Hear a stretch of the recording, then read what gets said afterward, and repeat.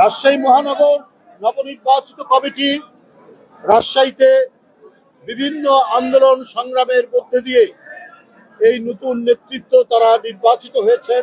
এদের সাথে আরো যে সমস্ত নেতৃবৃন্দ আছেন প্রত্যেকেই অত্যন্ত যোগ্য এবং যারা এক সময় রাজশাহীতে বিশেষ করে এরশাদ বিরোধী আন্দোলন থেকে ফ্যাসিবাদ বিরোধী আন্দোলনের প্রতিটা কর্মসূচিতে অত্যন্ত দক্ষতার সাথে সাহসিকতার সাথে তারা অংশগ্রহণ করেছে।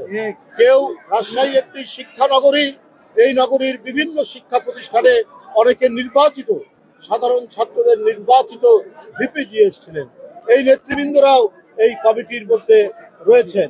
বন্ধুরা আমার, আমরা মনে করি বর্তমান কমিটির নেতৃত্বে রাজশাহী যেমন বিএনপির একটি দুর্গ বলে সারা দেশে পরিচিত এবং বিএনপির জন্মের পর থেকে রাজশাহী মহানগর সহ রাজশাহী জেলাতে কখনোই ধানের শীষ পরাজয় বরণ করে, সেই ধারাবাহিকতা অব্যাহত থাকবে।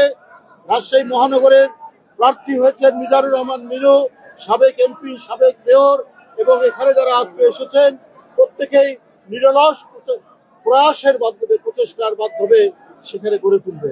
বন্ধুরা আমার, আমরা মনে করি এই ধারা অব্যাহত রেখে রাজশাহীকে একটি সন্ত্রাস বিমুখ শান্তিময় শহরে পরিণত করবে, আর যাতে কখনোই কোনো ফ্যাসিবাদের উত্থান না হয়, কখনো যেন লুটপাট এবং সেখানে সন্ত্রাসের অভয়ারণ্য তৈরি না হয়, সেইটা বিএনপির নেতৃত্বে সেখানে প্রতিষ্ঠিত হবে এবং সেই ঐতিহ্য বিএনপি জন্মের পর থেকে রেখেছে। আমরা আজকে দেখছেন, হ্যাঁ, রাষ্ট্রীয়ভাবে গুম খুন নেই, রাষ্ট্রের সাথে জড়িত নয়, কিন্তু সমাজে সন্ত্রাসীরা তারা দাপিয়ে বেড়াচ্ছে। সমাজের মধ্যে বিভিন্ন ক্ষেত্রে গুম খুনের সংখ্যা বাড়ছে। এই যে যুবদল নেতা কিবরিয়াকে মিরপুরে হত্যা করা হলো, কেন হচ্ছে?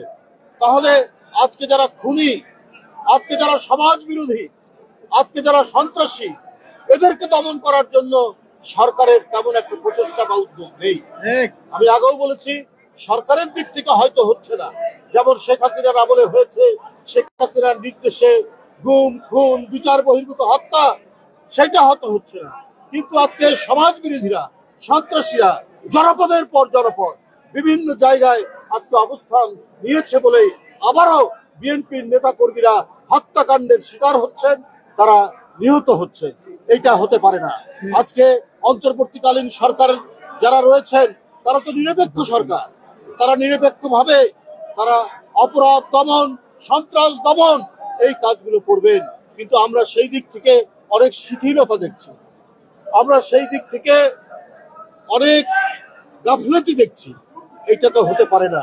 আর একটি সরকার কখনোই দক্ষ না হলে, আজকে দেখুন গতকাল যে ভয়াবহ ভূমিকম্প, সেই ভয়াবহ ভূমিকম্পের একটু ভয়াবহতা ছিল রিক্টার স্কেলে সামান্য, কিন্তু তাতেই ঢাকা শহরের যে ভয়াবহতা আমরা দেখেছি, এখন পর্যন্ত 10 জন মারা গেছে।